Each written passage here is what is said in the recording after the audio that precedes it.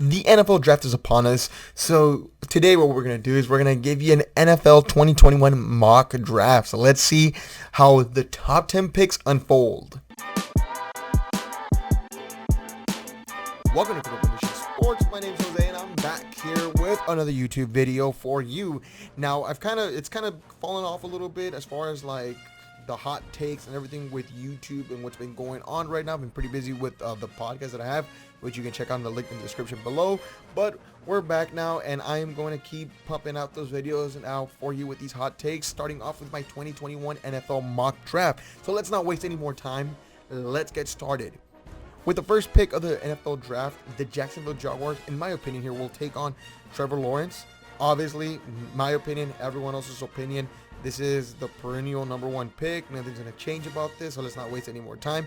Lawrence, we already know, transcendent talent. Best prospect we've ever seen at the quarterback position since Peyton Manning or John Elway. At number two, we have the New York Jets picking Zach Wilson out of BYU. Now, this isn't the pick that I would make here, but the Jets are dead set on Zach Wilson as a quarterback, so I'm not going to really waste my time here with this pick. It's pretty much dead set on. With the third pick, this is where the draft is going to start. The San Francisco 49ers will select. There's a tough one here. Very tough one here. The right pick would be Trey Lance, but it seems to be like Mac Jones is going to be the pick, so I'm going to go with Mac Jones here. It's a quarterback that is just a pocket passer, really unathletic in my opinion, but Kyle Shanahan is the kind of guy that likes quarterbacks to really not be so athletic and just try to just stick to being a pocket passer and not really audible or change plays from the line of scrimmage. Mac Jones is a safe pick, I guess, in his eyes here. With the fourth pick, the Atlanta Falcons. Now, I don't think this pick gets traded just because of the fact that I feel like the Falcons wanted King's ransom. So I'm going to go ahead and just give it to you straight right here. The Falcons are going to select Kyle Pitts. Kyle Pitts is going to be the tight end from Florida, who many say is the best tight end prospect in over the last decade, and he probably is. But I still don't know. I mean, I think it's pretty high for a tight end. But again, for the Falcons, there's many positions that you could draft here. Obviously, strengthening up your strength and taking one of the best players available here would be the strategy for them.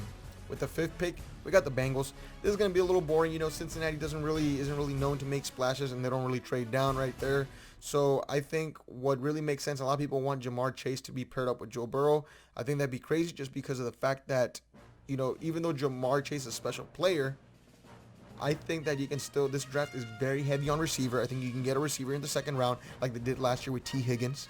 They're still picking, you know, near the top of the second round, so you can definitely get someone back there. So I think the pick here is Sewell. I think the priority should be to protect Joe Burrow. Don't let him. Joe Burrow in his rookie year already got hurt, ACL. Can't afford to have that happen. I think the smart money here is to protect your investment, which is your quarterback, and shore up that offensive line to make sure he is able to stand still on that offensive line for the next decade. Sewell lands in the Bengals' laps at the perfect time.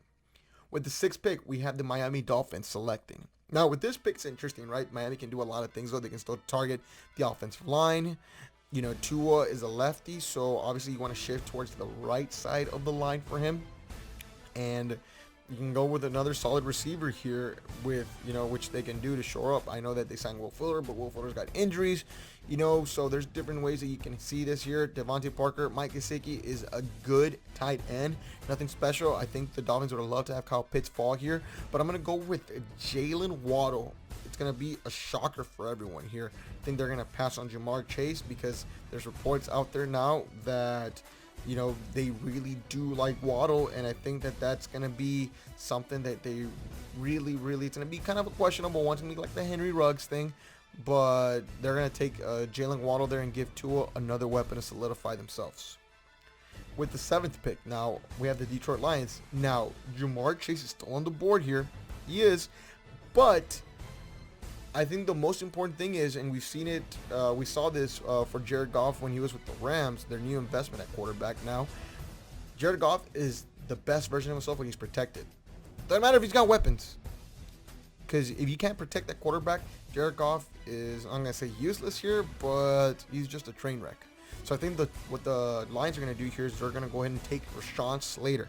Rashawn Slater, it's a little bit questionable right now just because of the fact that he's undersized for certain people, And the fact that he took the year off, he hasn't played football in a year, it's going to raise a lot of question marks. But Rashawn Slater, what I do like about him is that he's got versatility. He can play a tackle. He can be a mean guard there. So you do have some flexibility there, and you don't necessarily have to pick him at left tackle. I think he can be a very successful when in the interior side of the offensive line. At this point, you want someone that's going to click, and I think that Rashawn Slater is going to do just that. With the 8th pick of the draft, and I really hate doing this, but I think this is going to be a trade. And a lot of people are seeing the rumors come out. Excuse me. A lot of people have seen the rumors come out here. Patriots and Panthers are working on a trade right now to have this happen. As you know, as a Patriots fan, I'm trying to be unbiased here, but I really do think that's the move here, especially with Carolina getting Sam Darnold and then having many needs in their roster. So I see the Carolina Panthers swapping with the Patriots, and the Patriots taking Justin Fields, the quarterback out of Ohio State University. This is the pick here for the Patriots. You have Cam, I know, but no one really believes that Cam is the answer moving forward. Justin Fields can sit behind Cam, learn from him, and then at some point during the season, take the job from Cam. Unless you want to wait for the following season to give Fields a full year. Regardless, I think this is a home run hit for the Patriots, and they get the quarterback that, in my opinion, is the second best quarterback to Trevor Lawrence. At number 9, I have the Denver Broncos. Now, this is tricky because the Denver Broncos, and this is the reason why I waited to the end to do a mock draft, just because I wanted to see a clear picture with everything going on, because obviously there's constant moves going on, especially during draft week. Denver just got Teddy Bridgewater. Even though they're on the market for a quarterback, I still don't think that they're going to take one. They invested a first rounder in Jerry Jeudy as well, so Jamar Chase, even though it would be hard to pass up at this point, I still think makes it pass, and it continues to slide, believe it or not. I have the Denver Broncos here taking on Patrick Surtain from Alabama. I know that they addressed the corner position, but Vic Fangio loves defense. He's a very defensive-minded head coach here. I don't see the Broncos taking a quarterback here just because of the fact that, again, it shows me that they still believe in Drew, even though because of the fact that they're trying to just hold on to him still. So I think they're keeping Drew for a reason. I don't think they're going to give up on him just yet. And, the Denver Broncos are going to just try to shore up that defense, take Patrick Surtain from Alabama here. With the 10th pick and final pick here of this mock draft, we have the Dallas Cowboys. Easy one for me. J.C. Horn's the pick. It's the obvious pick here. J.C. Horn out of South Carolina. He's a good corner, can be very physical right there, and he's one of the players that has really soared up through draft boards. And the Cowboys' need right now is secondary right now, without a freaking doubt here. The Cowboys need to address one of the worst defenses in football last year. Shoring up that secondary is the next step here. They already had Trayvon Diggs from Alabama last year that they got in the second round. Pairing them up with the first round talented J.C. Horn here would start making the proper strides and moves for Dan Quinn and Mike McCarthy to fix that Cowboys defense, which caused so many problems for them.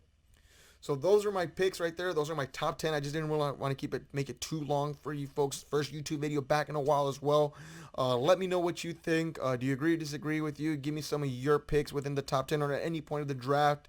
And really tell me your opinion. If you're new to the channel, please feel free to leave it a like and show your support. And if you can subscribe, I'd appreciate that as well. I'll catch you later, guys. Goodbye.